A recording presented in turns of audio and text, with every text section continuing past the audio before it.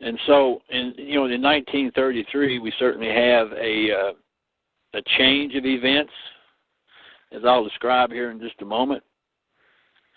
But certainly one of the things that happened in conjunction with this was the development as an offshoot from the Bureau of Internal Revenue. There was an agency which was created, which was known as the Internal Revenue Service. Now, this Internal Revenue Service is actually a trust that exists in Puerto Rico.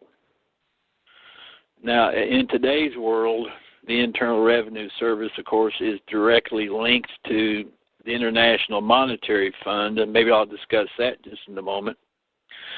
But in any event, in 1935, or let me make sure my date on this now. It's either 33 or 35. It's 33. In 1933, and we have the charter here to look at, but in 1933, the Internal Revenue Service from Puerto Rico moved onshore in basically what we call the United States. Anyway, it moved onshore as a corporation which was chartered in Delaware. And it became known as the Internal Revenue Tax and Audit Services Incorporated. So what we're dealing with onshore in the United States is a corporation which is chartered in Delaware, obviously for the tax for the tax benefits that come from a Delaware incorporation. So anyway, I'm explaining this history so that people will understand just exactly what it is that they are dealing with here in the United States when they're faced with difficulties.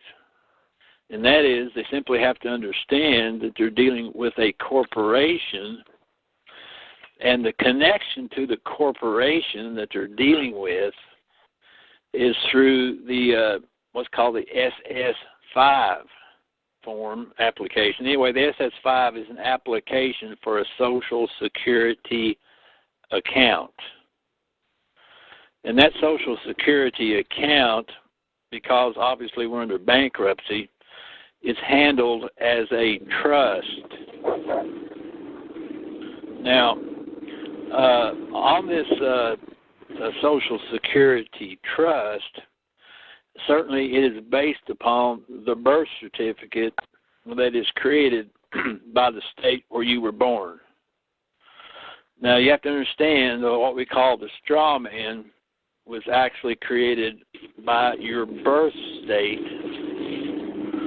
and then through the SS5 form, the United States was able to subrogate the benefits that came from the birth certificate for its use. Now, as I mentioned, that SS5 form created a situation whereas the trust that was thus created is operated as a cestacay trust. And what that means is the cestacay is operated for the beneficiaries. Now, on this trust, you are not the beneficiary of that trust. You are construed to be the trustee of that trust. And so the difficulty that most people are having is because they have not properly dealt with the trust that was created by your signature on the SS5 form. And so I've kind of brought it up current here. Tad, if you have some questions about the history of this situation, certainly I'd be happy to answer some of those if I know the answer. Actually, a lot of what you've talked about is new to me. I've heard about M1 before. My understanding was that was from families all over the world, and that they had started that about 500 years ago. I don't know if that's the correct timeline or not. No, that's probably a little bit. It actually was started. The movement to do that kind of thing was actually during the 1700s by Saint Germain. So it's actually only talking about less than 300 years. Okay, and the M1 now is actually based in China, is what I've heard. Or the latest. Negative on that. The evolution of that whole process. Well, let me just bring it down. Let me give some more history so that you'll understand.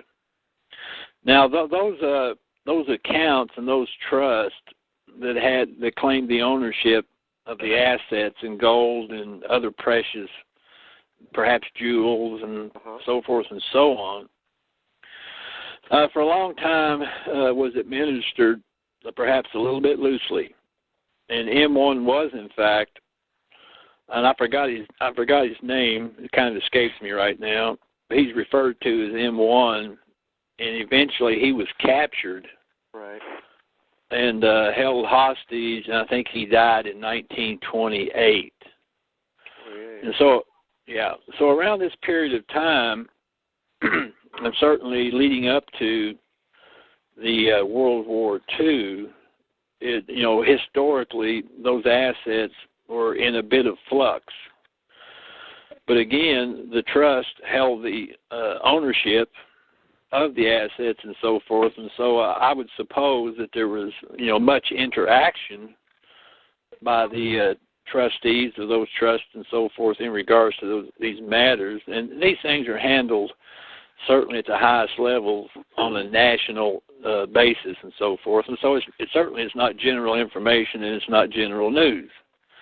But what did happen as a result of World War II, in conjunction with the original design, to eradicate colonialism, it was agreed upon in 1945 to create a commission to administer these accounts, for the benefit of the planet, and certainly as a safeguard against colonialism and so forth. A commission was created, and there were 3 trustee nations that were given pretty much unlimited power to administer these things. And those 3 nations were the United States, the United Kingdom, and France. And this commission was given for 50 years. Well, if you study the history, for that 50-year period of the U.S., U.K., and France, you'll find that they, in fact, did not fulfill their obligation to eradicate colonialism, but they simply just promoted it. Right. And so after the 50-year period was over with, the commission was disbanded and not recommissioned. And so the assets in 1995 were consolidated under an organization which is known as the International Treasury.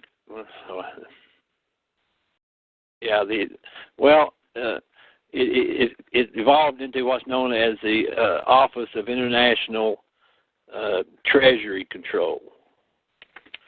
Now, the Office of International Treasury Control is actually administered under treaty through the United Nations treaties and so forth by one man who is known as, even though it's not his real name, it's the name that they have given him, but he is known as His Excellency Dr. Ray C. Dam. His principal location is in Asia. Many times he's in Cambodia or wherever. I think he's on the move quite a bit trying to get some of these things regulated. So in 1995, under international treaty, the sole responsibility in regards to the assets of these trusts were vested in one man. And so in 1995, he went to work to try to correct many of the problems that had been created by the 50-year reign of that commission. And so since 1995, certainly he's been working to try to get some of those things straightened out, and with a great deal of difficulty, it appears. Okay. Because the people controlling those accounts have been raiding those accounts, and it's like they're addicted to crack. They don't want to give it up. Well, most of the problems has been by banks and countries and so forth that did not have any right to use the assets, but simply counterfeited their right to use. Now, one of the purposes of the accounts, that came from the trust, the collateral accounts and so forth, the gold that was actually a part of that trust has been distributed through the world, and is in many instances is held by national governments. For instance, the gold that is supposedly in Fort Knox is on loan from the collateral accounts for the purpose that the country or nation or whatever to use that as a surety for their commercial affairs, for which, for the use of that gold, there is a custodial, premium, if I can use that word, or a rent for the use of the gold. And so that premium, of course, has to be paid back to source, which in this case is OITC. And in far too many instances, that premium is simply not being paid and being perhaps either misused or stolen. And so these are some of the problems that certainly come up, as these funds and these accounts and so forth are trying to be administered. So we certainly run into these problems as we go along. And I can't hardly imagine the headaches that have to go with that. But in any event, if you study the evolution of this whole thing, the gold that belongs to the trust was taken to Philippines, was to be the revenue of which was to be administered by the Bureau of Internal Revenue, and then in conjunction with that, and in conjunction with the International Monetary Fund and the World Bank, the Internal Revenue Service was created in Puerto Rico, and then in conjunction with that, when they came on shore with that, they incorporated in Delaware as the Internal Revenue Tax and Audit Service. And so when you're dealing with things here in the United States as United States citizens, you have to understand that you're dealing with a corporation, which we generally refer to as the IRS, but the full name of that organization is, in fact, Internal Revenue Tax and Audit Service. And if you look at that word service, you'll simply recognize that what you're dealing with here is a debt servicer. And so that's what they're doing, is they're collecting on the debt that's owed on the premium for the use of the gold that's under control of, at this present date, the Office of International Treasury Control. And that's what the income tax is? Well, there's no such thing as income tax, so we ought not use that word. All right. Well, let me go back in history and explain another concept, and that is the concept of a constitutor.